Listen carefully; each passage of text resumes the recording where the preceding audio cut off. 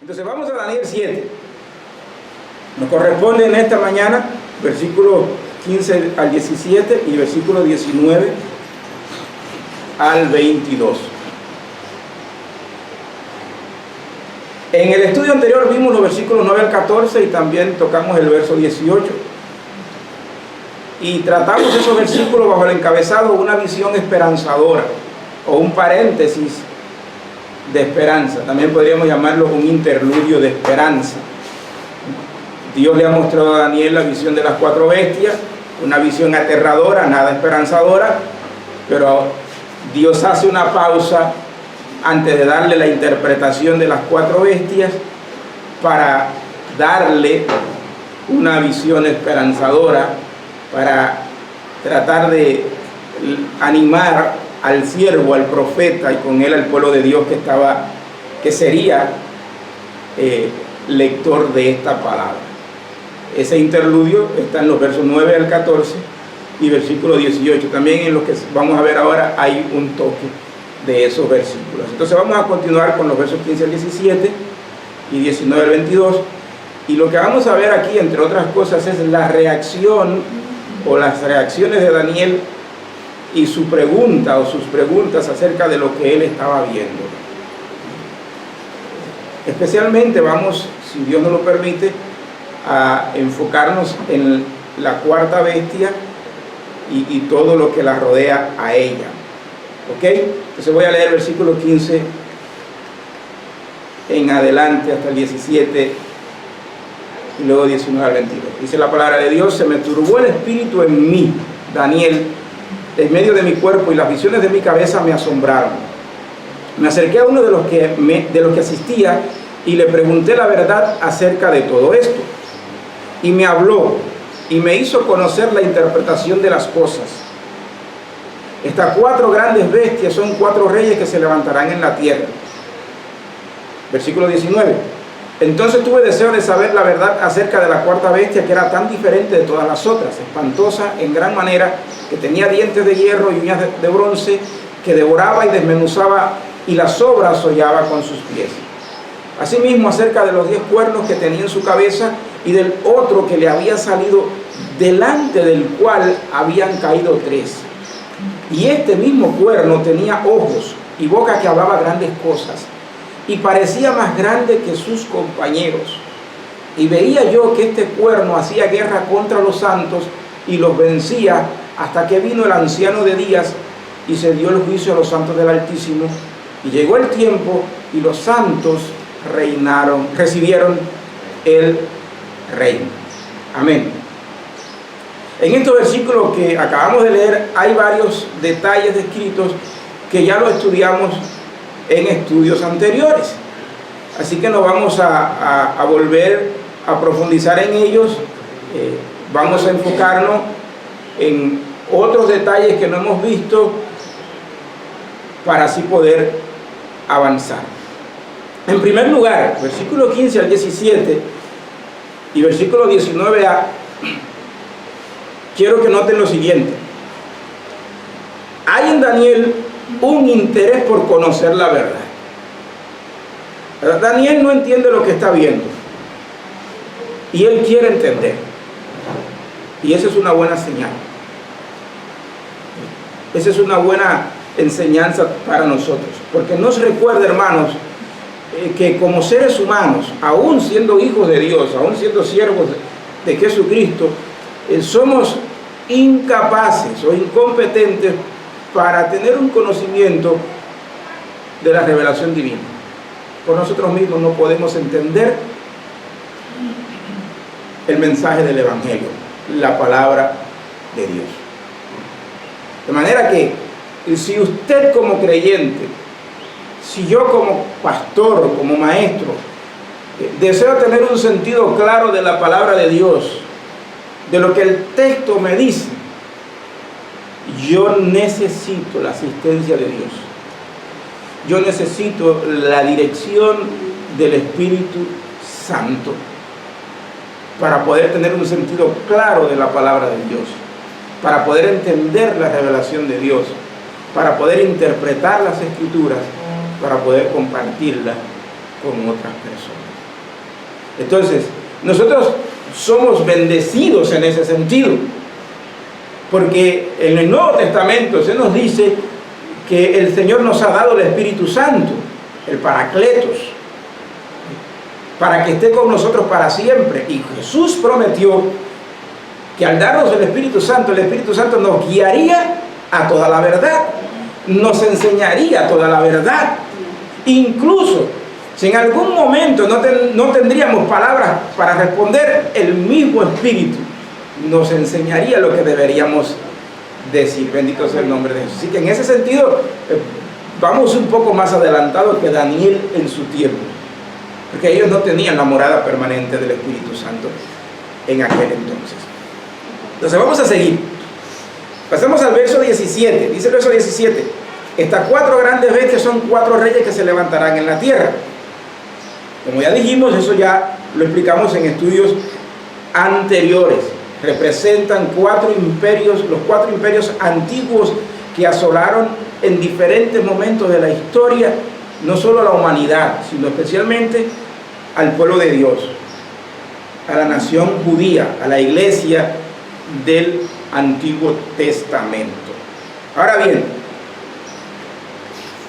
de estas 4 bestias, amados hermanos, la cuarta es la que más le interesa a Daniel, es la que más preocupa a Daniel, el Imperio Romano. Recordemos que hay 2 etapas en el Imperio Romano, en la historia del gran Imperio Romano.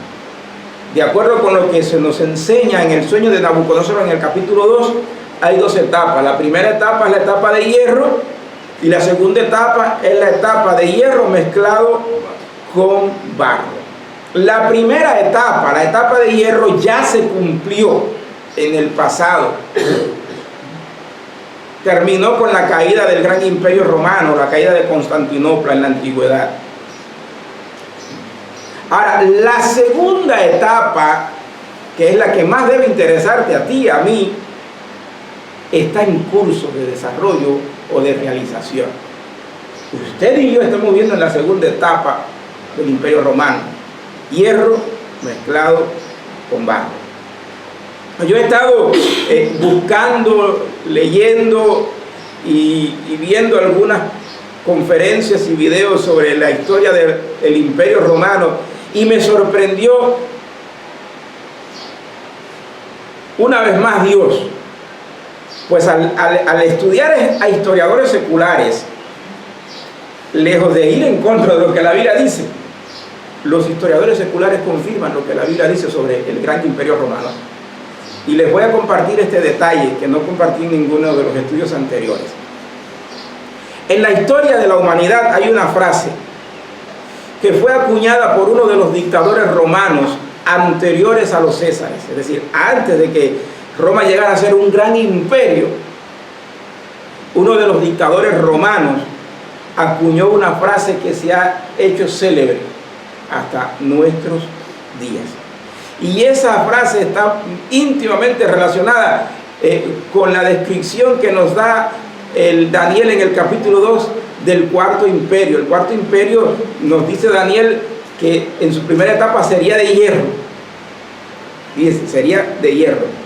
Entonces, la frase que acuñó el segundo fundador de Roma fue la siguiente.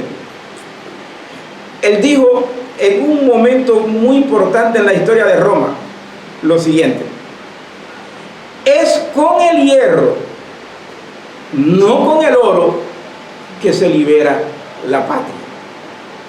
No sé, los que han estudiado historia, filosofía, quizás conozcan esa frase,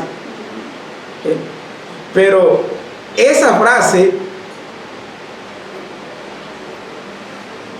brotó de los labios de Marcos Furio Camilo. Marco Furio Camilo fue dictador de Roma 5 veces durante toda su vida. Es reconocido por los historiadores seculares como el segundo fundador de Roma, después de Rómulo. Y cuando parecía que Roma iba a pasar a la historia, bajo la presión de los galos, este hombre se levantó y dijo esta frase, y llevó de nuevo al ejército de Roma a la batalla y derrotó a sus enemigos. Es con el hierro que se libera la patria, no con el oro. Así que la frase de Marcos Furio Camilo ha servido para confirmar lo que Daniel, cientos de años antes de que Marcos naciera, nos estaba mostrando en su libro. Dios es el Señor de la historia, hermanos. Sería un imperio de hierro. Y así fue Roma en su primera etapa. La fuerza brutal del hierro caracterizó a Roma desde sus orígenes. Mire, sabemos por la historia que Rómulo y Remo, estos dos hermanos que según la mitología, las leyendas romanas, fueron alimentados por una loba, estos dos hermanos fueron los fundadores de Roma. Pero cuando ellos fundaron Roma, nos dicen los historiadores, tenían que decidir cuál de los dos iba a ser el rey. ¿Y cómo resolvieron el problema estos dos hermanos? ¿Saben qué hicieron? Según los historiadores, se fueron a una batalla entre los dos. El que venciera sería el rey. Entonces Rómulo mató a su hermano. Desde el mismo comienzo, la sangre y el hierro caracterizaron a Roma. Y eso confirma, repito, la verdad de las Escrituras, hermanos. Usted no tiene a un Dios falso. Usted no tiene un Dios mentiroso. Usted puede confiar en el Dios que nos ha dado este libro. Todo se ha cumplido. Y lo que falta por cumplirse se cumplirá igualmente. Bendito sea su nombre para siempre. Ahora bien, vamos a continuar con los versículos 23 al 26. Estos versículos proveen la respuesta divina a las inquietudes de Daniel sobre la bestia. Muy específicamente,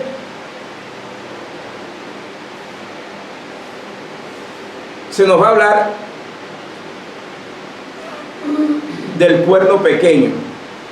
Ahora bien, así como les he dicho que el capítulo 7 deberíamos estudiarlo sin pasar por alto el capítulo 2 de Daniel, voy también a decirle, como ya se lo dije en otra ocasión, que los capítulos 13 de Apocalipsis, capítulo 19, versículo 20, también tienen mucha relación con esto que estamos estudiando en el capítulo 7. Deberíamos estudiar todo eso en su conjunto. Ya nosotros en años pasados estudiamos el libro de Apocalipsis, quizás tengamos que volver en algún momento sobre Apocalipsis y más teniendo en cuenta la situación en la que se encuentra el mundo actualmente. Ahora, vamos a ver qué nos dicen estos versículos sobre el cuarto reino y el cuerno pequeño. En primer lugar, lo primero que quiero mostrar acá es lo siguiente. Ya se nos ha dicho que el cuarto imperio sería más cruel, o la cuarta bestia sería más cruel, más violenta, asesina que todas las bestias. Por tanto, sería diferente a las demás. En estudios anteriores dimos detalles de cómo Roma superó con creces a los imperios anteriores a él. Así que no voy a repetir lo que ya repetimos en estudios anteriores sobre lo que Roma hizo. Vamos a continuar con esto. Revisando a otro historiador antiguo de Roma, este historiador nos dice que los ejércitos romanos eran tan sanguinarios, eran tan bestiales, que los romanos no se conformaban, no daban por terminada una guerra. Ellos no daban por terminada una guerra hasta tanto no hubiesen sacado los ojos de sus enemigos, de tal manera que no pudieran ni siquiera llorar su derrota.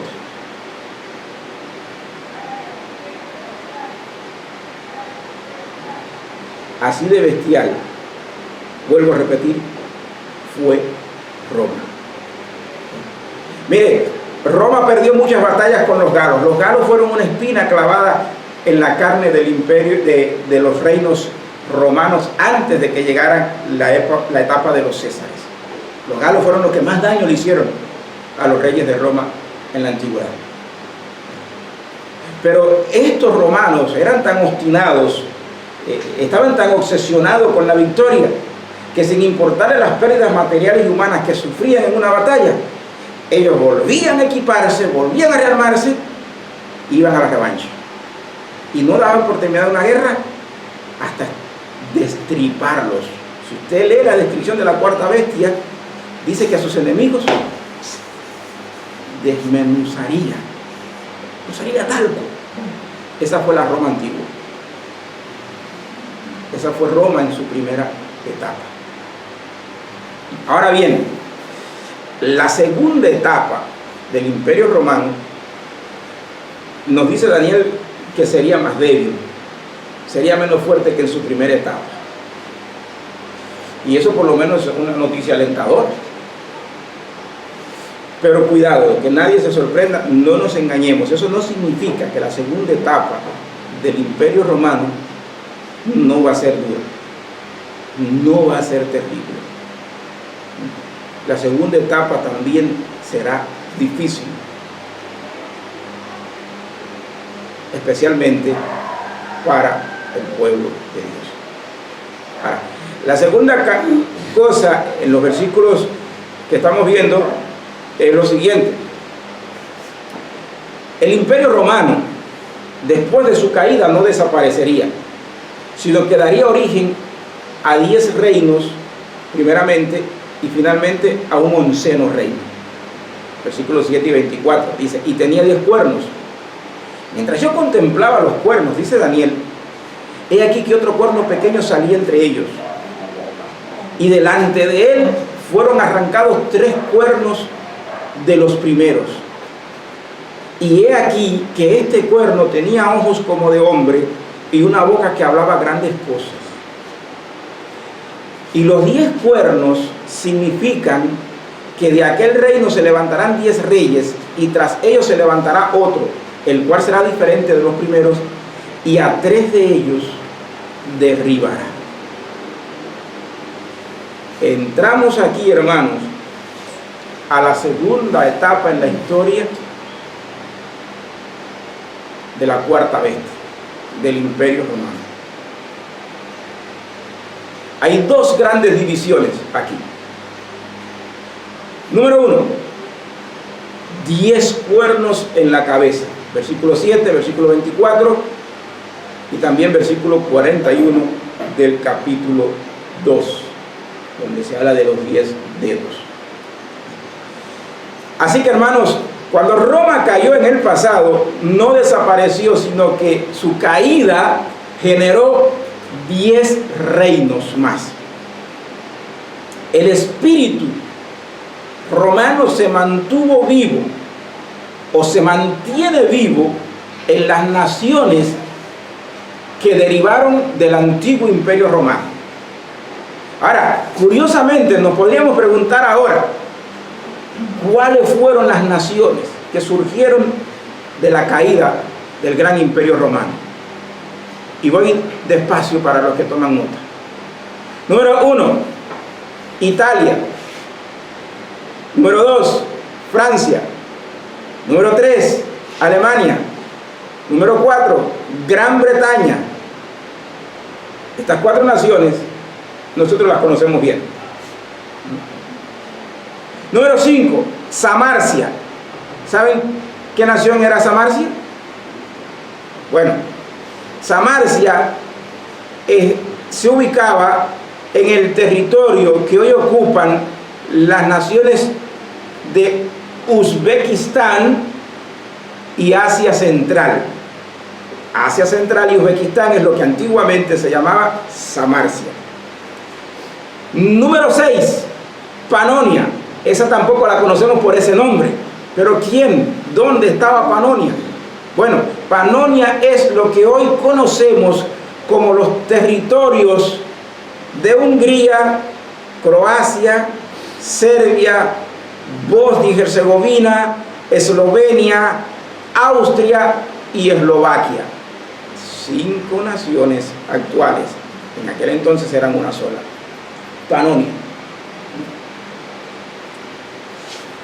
En los días del Imperio Romano, todas estas naciones que acabo de mencionar eran una provincia.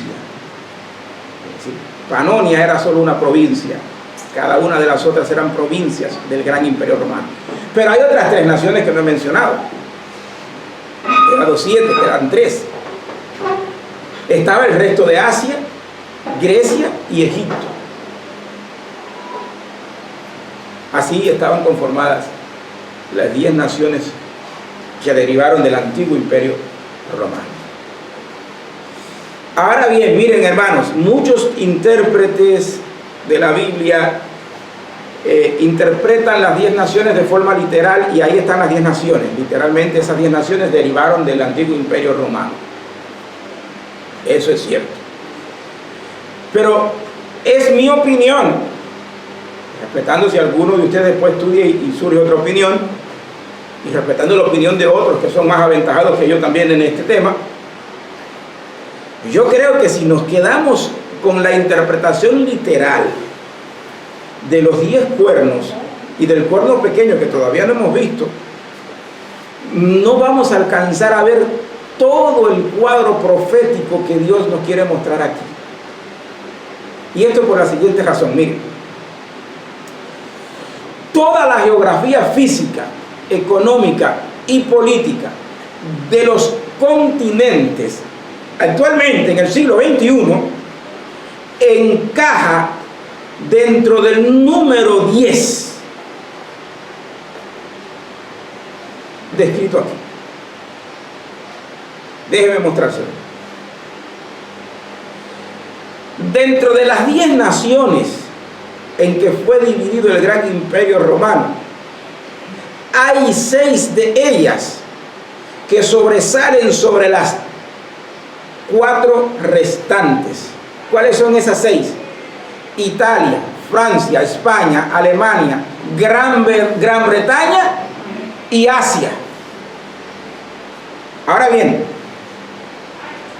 lo que se entiende por Asia aquí es el territorio que actualmente ocupan, o dentro del territorio que actualmente ocupa Asia, hay 2 que son las que más sobresalen al presente. ¿Y cuáles son esas 2 que más sobresalen al presente? Rusia, aunque Rusia se considera parte de Europa porque la capital de Rusia está en el territorio europeo, pero la mayor parte del territorio ruso está en Asia. Así que las 2 que más sobresalen son, número 1, Rusia, número 2, China, que está al sur de Asia. Como les dije, hay otras naciones que se las voy a mencionar en un momento, pero las que más sobresalen son Rusia y China. ¿Cuáles son las otras? Miren, está la India, está Arabia Saudita, está Irán, está Israel. Estas 4 han cobrado fuerza en la última parte del siglo XX y los primeros años del siglo XXI que hemos vivido. Ahora bien, todos sabemos, todos ustedes estudiaron historia, así que en algún momento se lo enseñamos, que 3 de estas naciones que acabo de mencionar, de estas 10 naciones, 3 de ellas se repartieron el mundo después de que Cristóbal Colón comenzara sus viajes para descubrir nuevas rutas hacia las Indias. 3 de esas naciones se repartieron el mundo. ¿Cuáles fueron? Mírenla. El gran imperio español llegó a dominar casi la totalidad del continente americano y alguna que otra nación de África. El imperio inglés, la Inglaterra imperial y Francia le disputaron al imperio español parte del territorio americano al norte lo que es hoy Estados Unidos, Canadá y algunas de las islas del Caribe, se la disputaron al Imperio Español.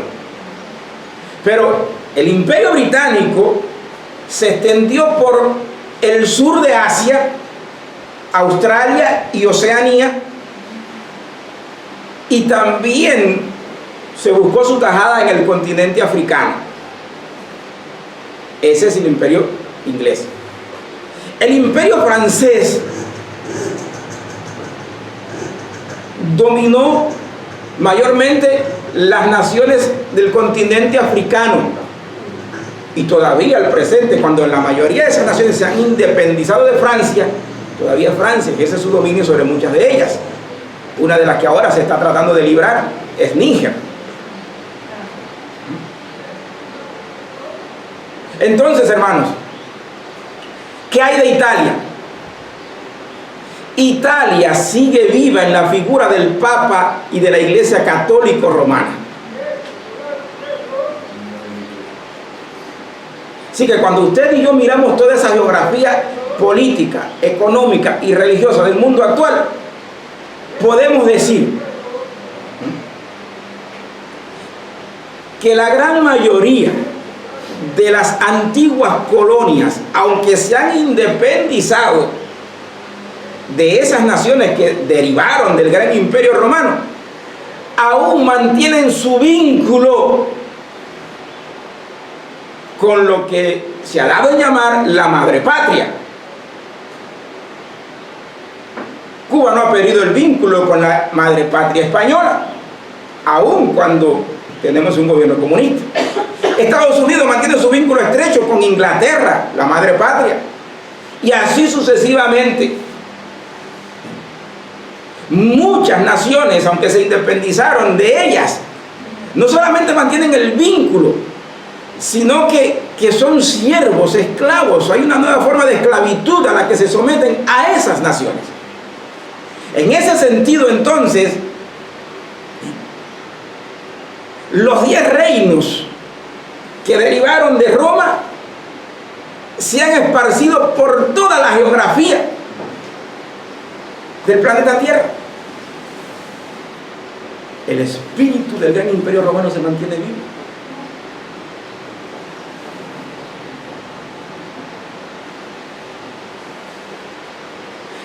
Todas las naciones del mundo, después de la Segunda Guerra Mundial, no han cesado de buscar las maneras de unirse, de hacer alianzas. Daniel lo profetiza en su libro. Dice que la segunda etapa del Imperio Romano, estos 10 reinos intentarán unirse por medio de alianzas, pero no podrán unirse. Así como el hierro y el barro no se pueden mezclar, estas naciones nunca lograrán unirse en el sentido en que fue Roma en su primera etapa. Y aquí les voy a dar algunos ejemplos de esos intentos de unidad. Las Naciones Unidas es el primer gran intento de unir a las naciones después de la Segunda Guerra Mundial. La Unión Europea, la OTAN y el último gran intento que se está fraguando es lo que se conoce como los BRICS, las naciones del sur global, pero nunca logran unirse.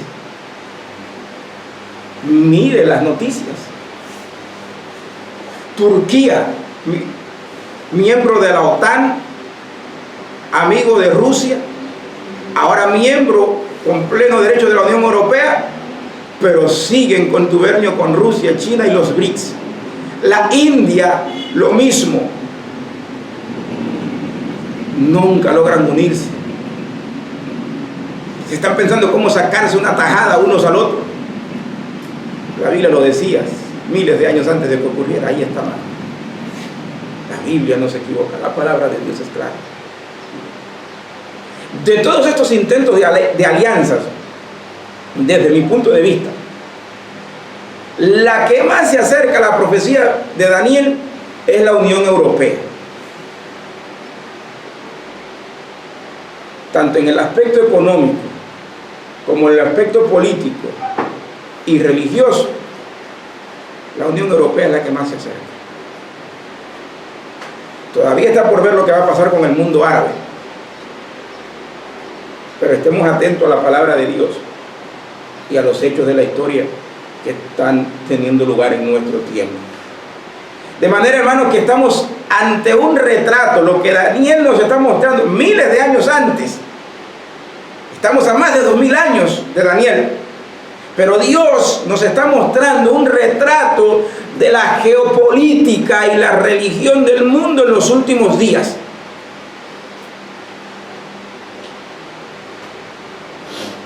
Eso es maravilloso. Es Dios recordándonos, aunque vivimos en un mundo en conflicto, yo sigo siendo el Señor de la historia y estoy llevando el hilo de la misma hacia el cumplimiento de mi propósito eterno. Bendito sea su nombre para siempre. Entonces, en la última etapa y previo a la caída definitiva del gran imperio romano, se levanta un cuerno pequeño. Que de esos 10 cuernos surge un cuerno pequeño. Y esa es la segunda división acá. El cuerno pequeño, versículo 8, el capítulo 7, verso 24 al 26. Y también le mando de nuevo al capítulo 2, versículo 41. Dice, verso 20, y del otro que le había salido, delante del cual habían caído 3. Y este mismo cuerno tenía ojos, está hablando del cuerno pequeño, y boca que hablaba grandes cosas, y parecía más grande que sus compañeros. Y veía yo que este cuerno hacía guerra contra los santos y los vencía. Ponga atención a ello, hasta que vino el anciano de días y se dio el juicio a los santos del Altísimo, y llegó el tiempo y los santos recibieron el reino. Daniel 7, 20 al 22. Ahora, ¿qué se nos dice sobre el cuerno pequeño? Mire, hermano, el cuerno pequeño ha sido objeto de debate a través de la historia en el mundo evangélico y judío. Los teólogos se han dividido a la hora de interpretar el cuerno pequeño.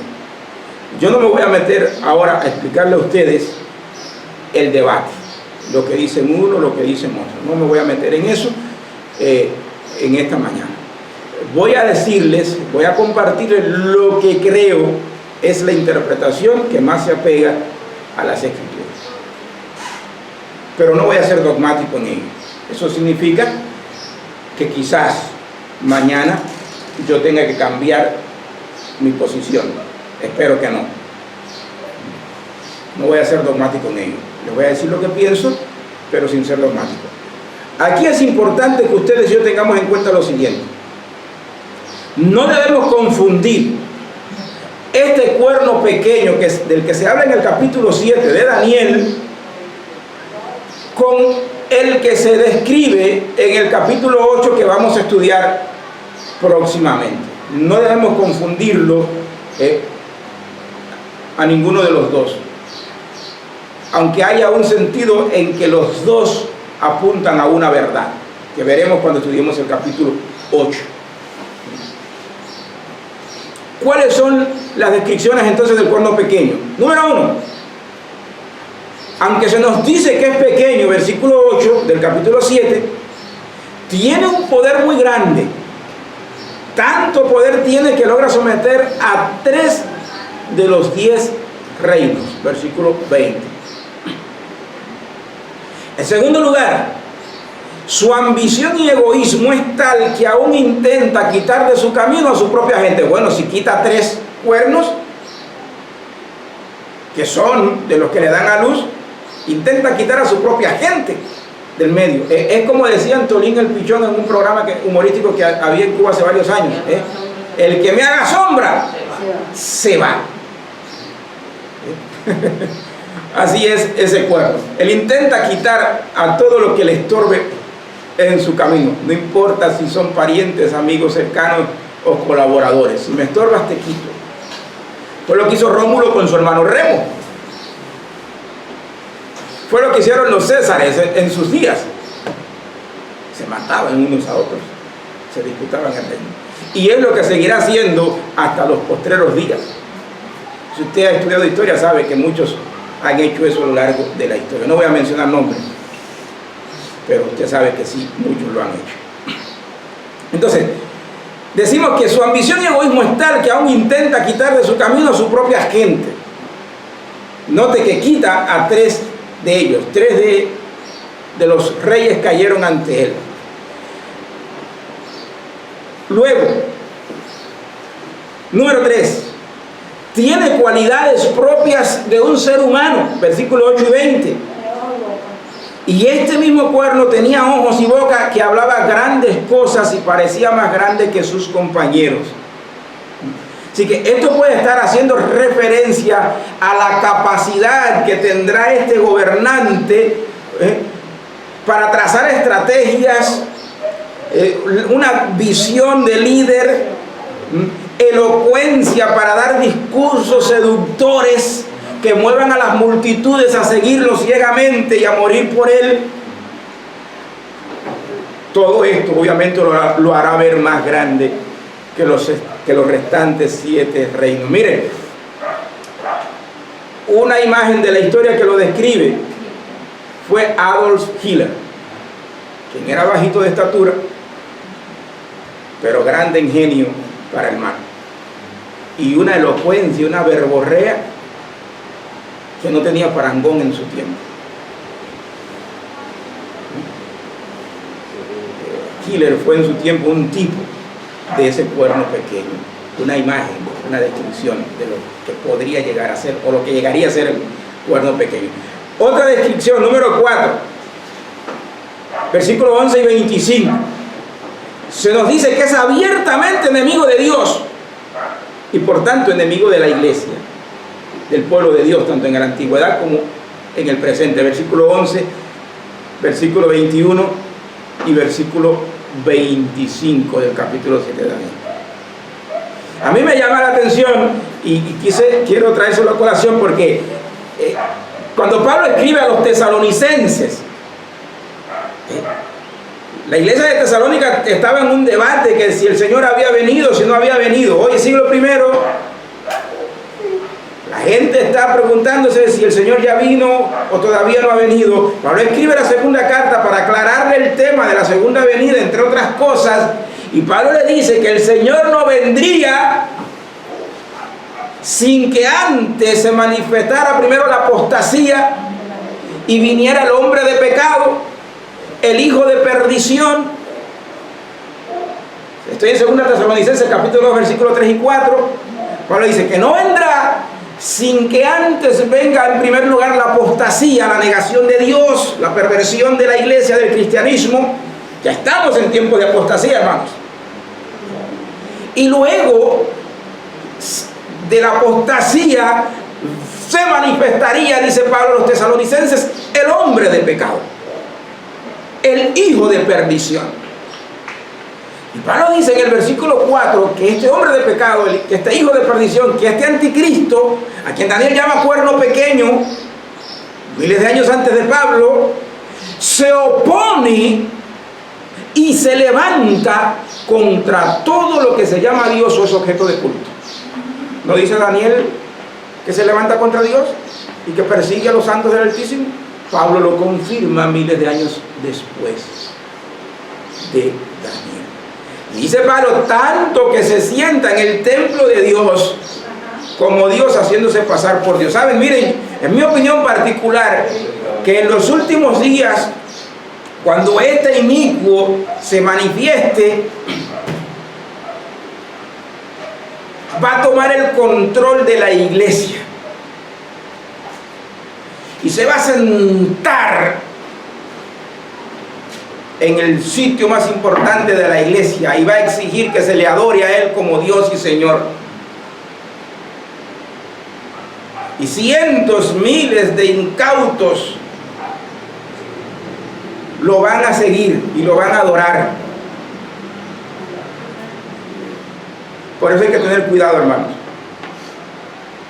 Mire, hay un canto muy antiguo que se cantaba, y gracias a Dios que ya no se canta, y quiera Dios que aquí no lo cantemos nunca, que dice: no importa la iglesia que vaya, si detrás del Calvario usted está. Eso es una mentira. Sí importa la iglesia a la que usted vaya. No basta con decir que estoy en Cristo si se está metiendo en un sitio de herejes, si se está metiendo en un lugar donde no se enseña la palabra de Dios, donde no se practica la santidad, donde no se busca la gloria de Dios. Cuidado, cualquier iglesia no es una iglesia.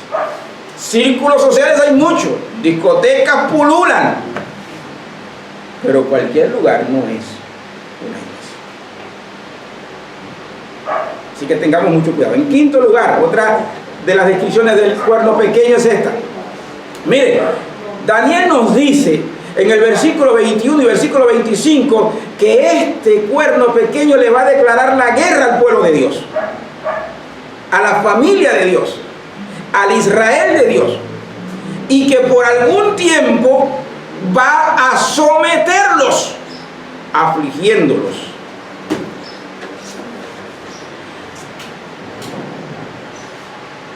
Habrá aflicción, habrá tribulación. Jesús se lo dijo a sus discípulos: en el mundo tendréis aflicciones, pero confía que he vencido el mundo.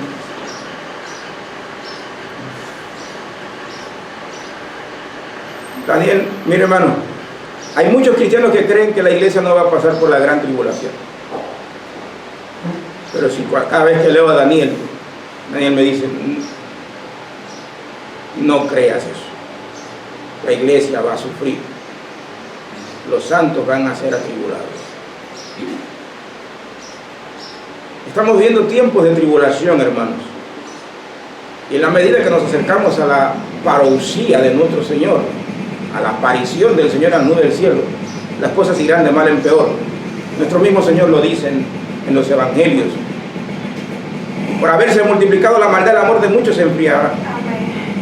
El padre entregará muerte al hijo, el hijo a la madre, la nuera a la suegra, los hijos contra los padres.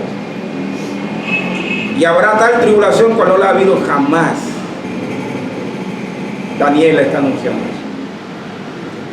Entonces, Daniel está describiendo aquí al anticristo. El corno pequeño, hermanos, es el anticristo, el hombre de pecado, el hijo de perdición, que debe surgir en la última etapa en la historia de la cuarta bestia del Imperio Romano.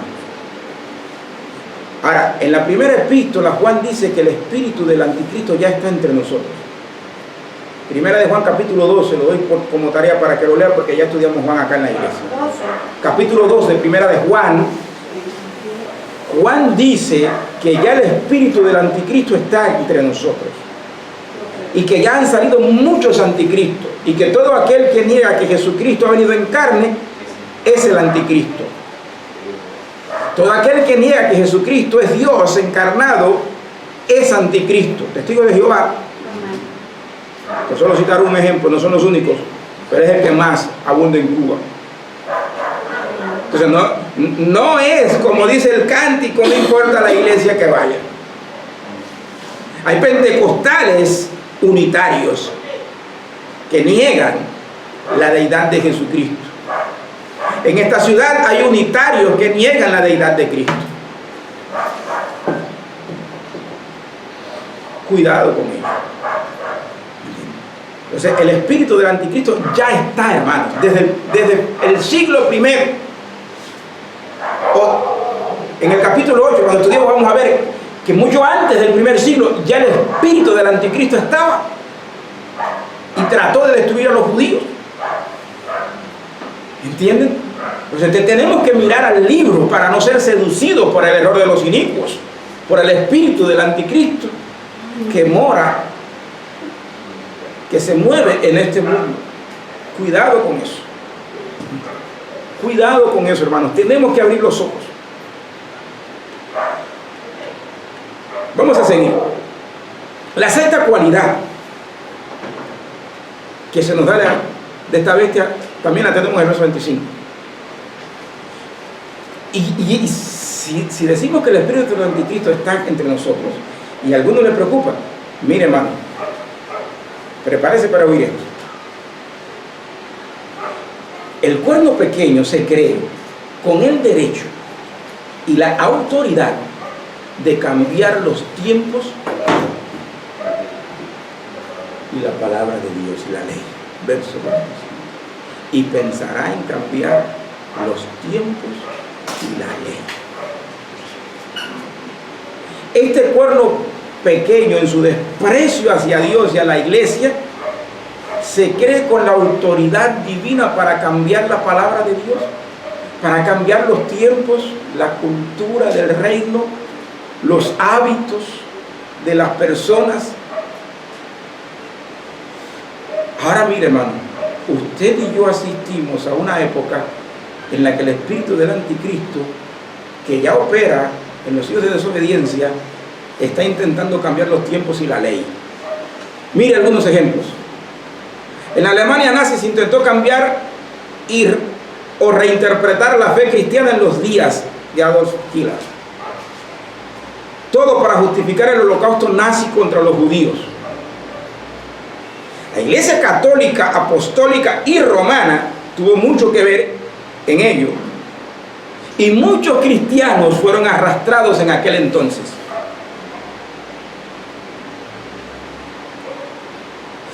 La Revolución Socialista de octubre también intentó cambiar los tiempos y la ley. Al declarar a la religión como el opio de los pueblos, siguiendo la filosofía marxista y persiguiendo a la iglesia, intentaron cambiar los tiempos y la ley, quemando Biblias y metiendo en campo de concentraciones a pastores y creyentes. La Revolución Cubana, a partir de 1959, cayó en el mismo hueco que la socialista de octubre. Persiguió a la iglesia, expropió propiedades a las iglesias en Cuba, escuelas, templos. El semi-internado de la calle Fomento, esquina Martí, es propiedad de una iglesia. Nunca lo han devuelto. Creo que ahí en la calle Miró hay otro edificio que es de enfermería, también lo expropiaron. Por solo poner dos ejemplos aquí en la ciudad de Holguín. Ahora, y esto, les voy a sugerir que piensen en esto. Miren, cuando escuchamos expresiones como esta, será mejor hundirnos en el mar que antes traicionar la gloria que se ha vivido. O esta otra, nuestro deber más sagrado es salvar la patria, la revolución y la conquista del socialismo, entre muchísimas otras consignas que se han enarbolado en este país por más de 64 años. Lo que estamos viendo es un intento de reformatear el cerebro de los niños y de la juventud y de todos los miembros de esta nación, o lo que es lo mismo, cambiar los tiempos y la ley, el espíritu del anticristo. Pero hay más. La ideología de género o el movimiento LGBTI+, que surgió dentro de los partidos de izquierda en los países latinoamericanos, es el más reciente o el más claro ejemplo que yo les puedo mostrar a ustedes de lo que dice Daniel, que hará el cuerno pequeño: cambiar los tiempos y la ley.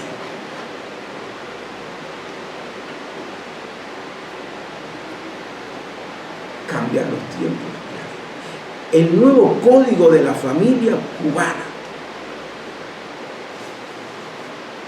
es otro reflejo del intento del espíritu del anticristo por cambiar los tiempos y la ley de Dios. Hoy en día, amados hermanos, la predicación bíblica es considerada por los políticos de izquierda y algún que otro político de derecha, como es Joe Biden, el Partido Demócrata de los Estados Unidos, la predicación bíblica por toda esta gente es considerada como un discurso de odio. Somos los odiadores.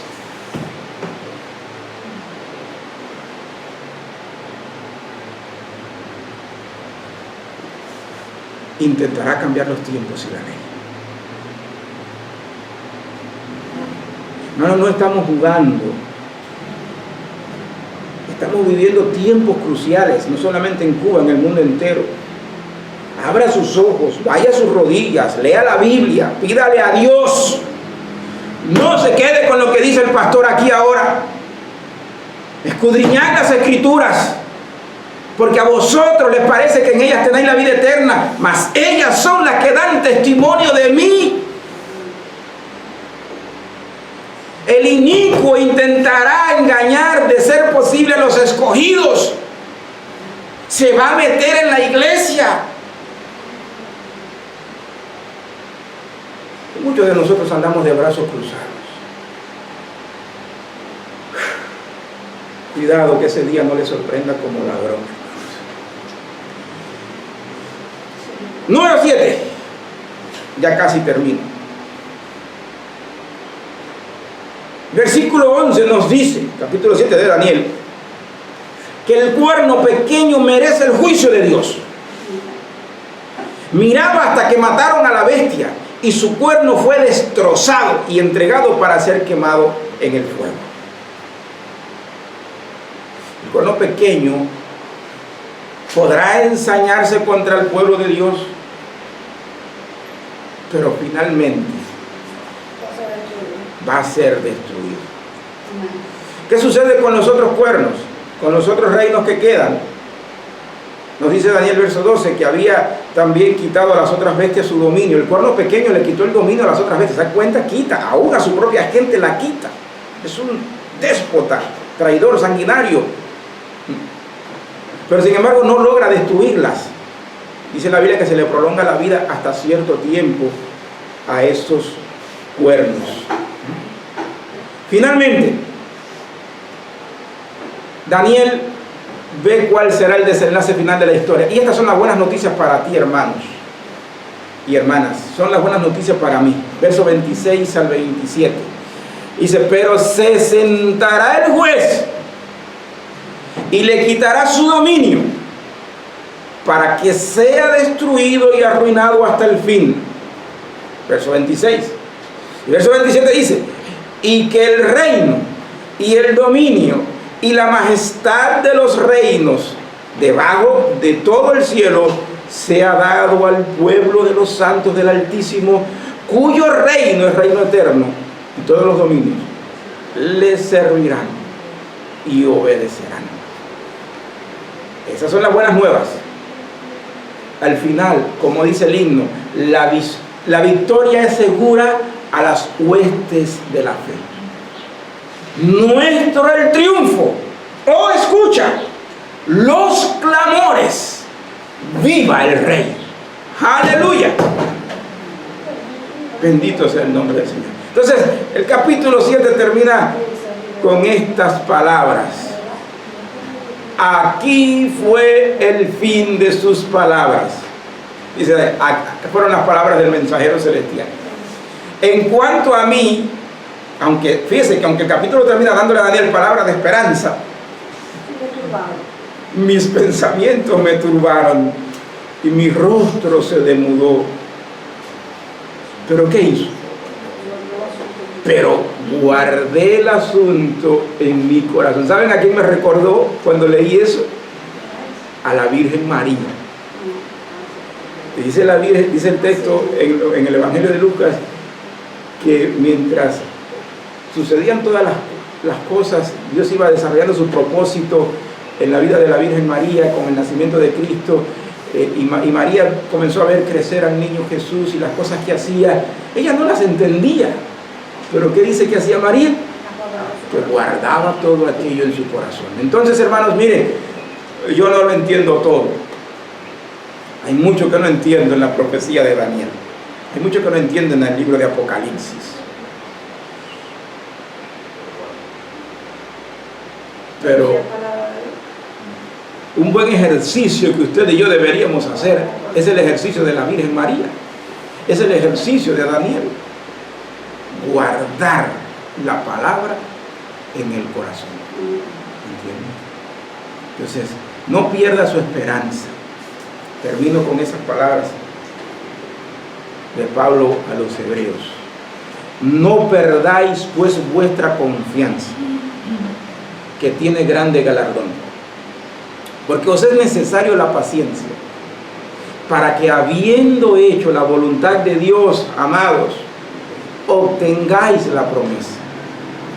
Porque aún un poquito, y el que ha de venir vendrá, mas el justo por la fe vivirá.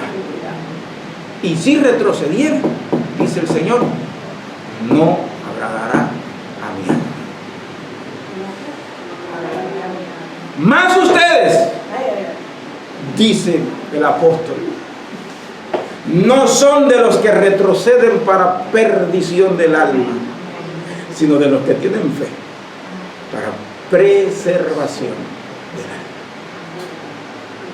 Levántese en medio de su aflicción, en medio de su desesperación, de su preocupación, porque no ve, no acaba de ver la luz al final del túnel. Levántese y agárrese de la palabra de Dios.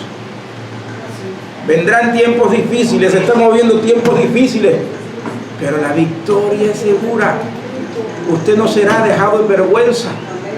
Usted no será aplastado por el cuerno pequeño o por el anticristo. Dios lo va a levantar a usted en victoria. Y el reino será entregado a los santos del Altísimo, de eternidad a eternidad. Que Él nos bendiga y nos guarde. Javier, guíanos en oración.